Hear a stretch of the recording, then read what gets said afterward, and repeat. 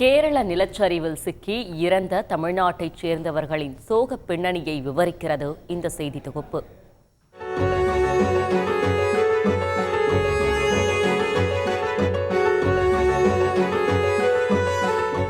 ஒட்டுமொத்த நாட்டையும் உலுக்கியுள்ளது கேரள மாநிலம் வயநாடு நிலச்சரிவு சம்பவம். ராட்சத நிலச்சரிவில் 3 கிராமங்கள் தடயமே இல்லாமல் உருக்குலைந்து கிடக்க நூற்றுக்கணக்கான உயிர்கள் மண்ணுக்குள் புதையுண்டன.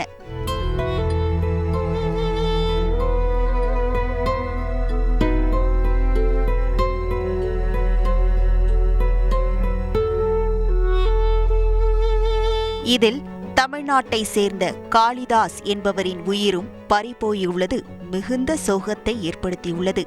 காரணம் அவரின் பின்புலம்.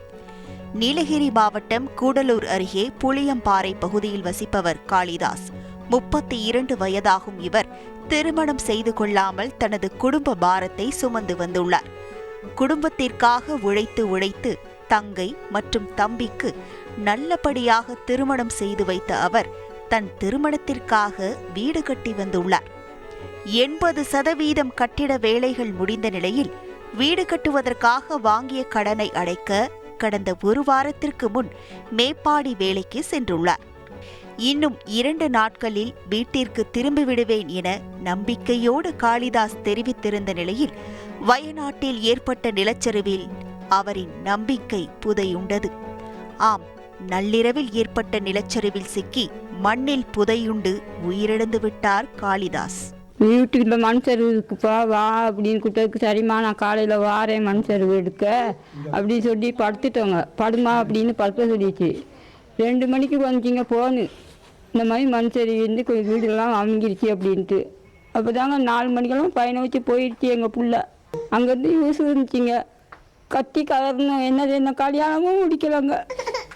பணிக்கு சென்ற மகன் நிலச்சரிவில் சிக்கிய செய்தியை கேட்டு அதிர்ந்து போன காளிதாஸின் தாய் பார்வதி சம்பவ இடத்தில் சென்று பார்க்கும்போது மேம்பாடி அரசு மருத்துவமனையில் சடலமாக கிடந்தார் காளிதாஸ். தனி ஒரு ஆளாக குடும்பத்தை கவனித்து தம்பி தங்கைகளை கரையேற்றி அண்ணனாக மட்டுமில்லாமல் தந்தையாய் தாயுமானவனாய் இருந்த காளிதாஸின் மறைவு அவரது குடும்பத்தை உலுக்கியது. எங்களையெல்லாம் கரையேற்றிய என் அண்ணனுக்கா இந்த நிலை என கண்ணீர் வடிக்கிறார் மறைந்த காளிதாஸின் தங்கை மீரா. எங்கள் அண்ணன் தான் அது. எங்களை சின்ன வயசுலேருந்து படிக்க வச்சு ஆளாக்குனது எல்லாமே அண்ணன் தான். இன்னும் கல்யாணம் கூட கட்டலை. தம்பி கூட மேரேஜ் ஆயிடுச்சு. என்ன தம்பி எல்லாம் படிக்க வச்சு வேலை வாங்கி கொடுத்தா அண்ணன் தான். வேலைக்கு இன்னும் ஒரு நாள் லீவு போடாது. வேலைன்னு ஓடிடுவாங்க. மாமா கூப்பிட்டாங்க, மழை நிறைங்க வேலை இல்லைன்னு சொல்லிட்டு தாங்க போனாங்க. இந்த மாதிரி நடக்கும்னு எதிர்பார்க்கவே இல்லை.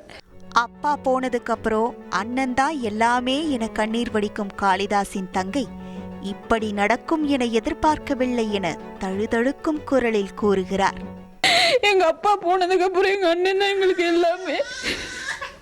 சின்ன வயசுல இருந்து எங்க அண்ணன் தான் எங்களை வேலை படிக்க வச்சது அண்ணன் தான்.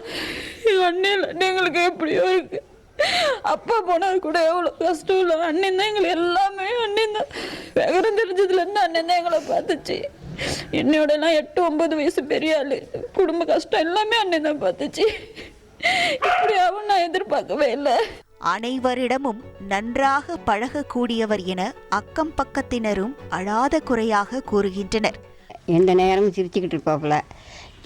கிளவி வேலைக்கு போவேன் நான் வீட்டில் இருங்க அப்படின்னுலாம் சொல்லிட்டு வருவாப்பிள்ளைங்க. இந்த ரோட்டில் வரும்போது போகும்போதெல்லாம் பையன் நல்ல பையன் தாங்க. ஆனால் இந்த மாதிரி நடக்கும்போது யாருக்குமே தெரியாதுங்க. குடும்பத்திற்காக உழைத்த காளிதாஸை பறிகொடுத்த துயரத்தில் அவரது குடும்பம் மூழ்கியிருக்க இன்னும் பல உயிர்கள் இதேபோல் மண்ணில் புதையுண்டதை எண்ணி பதைக்கிறது மனம். தந்தி டிவி செய்திகளுக்காக கூடலூர் செய்தியாளர் சுரேஷ். செய்திகளை உடனுக்குடன் தெரிந்து கொள்ள உடனே சப்ஸ்கிரைப் பண்ணுங்க.